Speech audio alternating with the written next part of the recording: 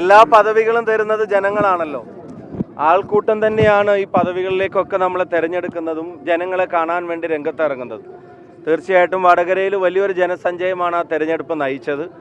ആ വടകരയിലേക്ക് എന്നെ പാലക്കാട് അയച്ചപ്പോൾ പാലക്കാട്ടെ പ്രിയപ്പെട്ടവർ പറഞ്ഞത് പോയിട്ട് ജയിച്ചിട്ട് വരാൻ തന്നെയാണ്.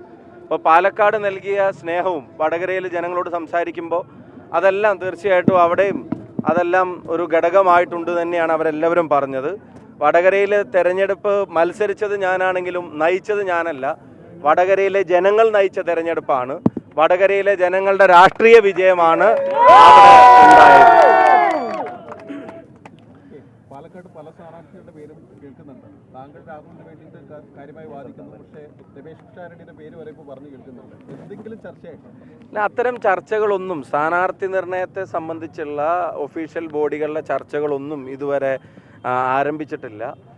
അത്തരം വേദികളിൽ ആരോടും അങ്ങനെ അഭിപ്രായങ്ങളും ഒഫീഷ്യലായിട്ടൊന്നും ആരോടും ചോദിച്ചിട്ടുമില്ല. ശ്രീ രമേശ് പിഷാരടി ഉൾപ്പെടെയുള്ള ആളുകളെ സംബന്ധിച്ചുള്ള വാർത്തകൾ പുറത്തു വരുന്നുണ്ട്. അദ്ദേഹം തന്നെ ഇന്നത് ക്ലിയർ ചെയ്തിട്ടുണ്ട്. രമേശ് പിഷാരടി ഇന്ത്യൻ നാഷണൽ കോൺഗ്രസിൻ്റെയും UDFൻ്റെയും അവിഭാജ്യ ഘടകമാണ്.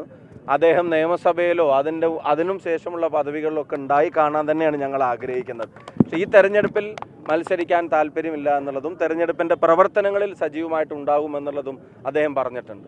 അദ്ദേഹമൊക്കെ പാർട്ടിക്ക് ഒരു അസറ്റാണെന്നുള്ള കാര്യത്തിൽ സംശയം വേണ്ട. പാലക്കാട്ടെ സ്ഥാനാർത്ഥി നിർണയത്തെ സംബന്ധിച്ച് ഔദ്യോഗിക ചർച്ചകളൊന്നും തന്നെ ഇതിനകം ആരംഭിച്ചിട്ടില്ല. പിന്നെ ഒന്നിൽ കൂടുതൽ പേരുകൾ കേൾക്കുക എന്നുള്ളത് സ്വാഭാവികമായിട്ടും ഉണ്ടാവും. കാരണം അർഹരായ യോഗ്യരായ 1ലും 2ലും 3ലും ഒക്കെ കൂടുതൽ ആളുകൾ ഈ പാർട്ടിയിലുണ്ട് എന്നുള്ളത് നമുക്കെല്ലാവർക്കും അറിയാം. പക്ഷെ ഉചിതമായ എല്ലാവരുടെയും സമ്മതത്തോടു കൂടി എല്ലാവരും ഒറ്റ മനസ്സോടെ പാലക്കാട്ട് ജനങ്ങൾ ഇഷ്ടപ്പെടുന്ന ഒരു സ്ഥാനാർത്ഥിയെ പാർട്ടി പ്രസൻറ്റ് ചെയ്യും. പാലക്കാട്ട് ജനങ്ങൾ ഞങ്ങളെ കൈവിടില്ല എന്ന് ഞങ്ങൾക്ക് ഉറപ്പുണ്ട്. 2019ലും 2021ലും 2024ലും ഒക്കെ പാലക്കാട് നിയോജകമണ്ഡലത്തിൽ UDFന് തന്നെയാണ് ജനങ്ങൾ ലീഡ് നൽകിയിട്ടുള്ളത്.